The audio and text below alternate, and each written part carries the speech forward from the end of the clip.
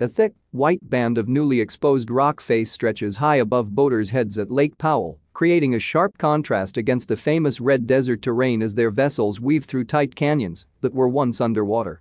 It's a stark reminder of how far the water level has fallen at the massive reservoir on the Utah-Arizona border. Last year, it was more than 50 feet, 15 meters, higher. The level at the popular destination for houseboat vacations is at a historic low amid a megadrought engulfing the U.S. West. At Lake Powell, tents are tucked along shorelines that haven't seen water for years.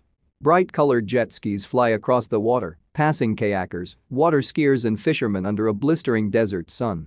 Closed boat ramps have forced some houseboats off the lake, leaving tourists and businesses scrambling.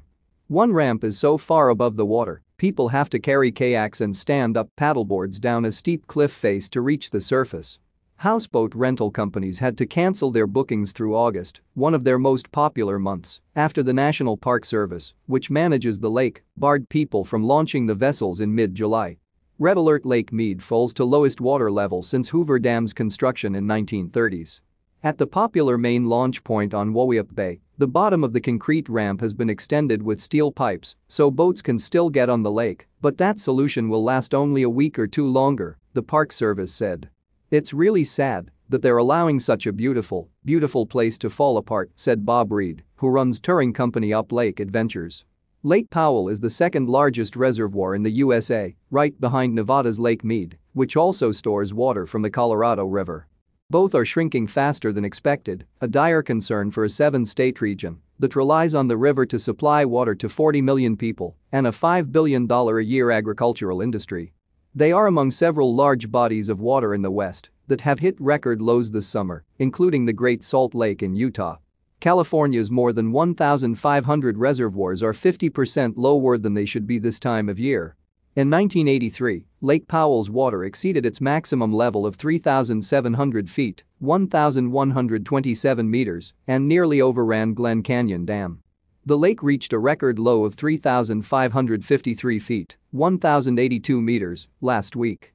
Government officials had to release water from sources upstream last month to keep the lake's level from dropping so low it would have threatened hydropower supplied by the dam.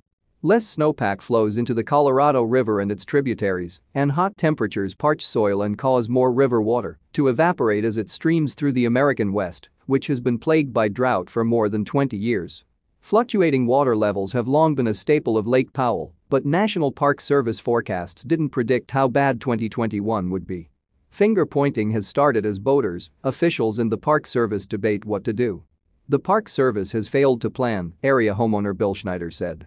"If it gets to the point where we're so low that you can't put boats in the water and you can't come up with a solution to put boats in the water, why would you come to Lake Powell?" The 53-year-old bought a retirement home in nearby Page, Arizona, after completing 25 years of military service in February. He wanted to return to Wauwiap Bay, where he spent most of his childhood and teen years fishing, water skiing, and working odd jobs around the lake. After watching how the lake has been managed, Schneider said, he's starting to regret it. Officials said they have solutions for families and boaters who sometimes plan years ahead to explore the glassy waters that extend into narrow red rock canyons and the tourism industry that depends on them.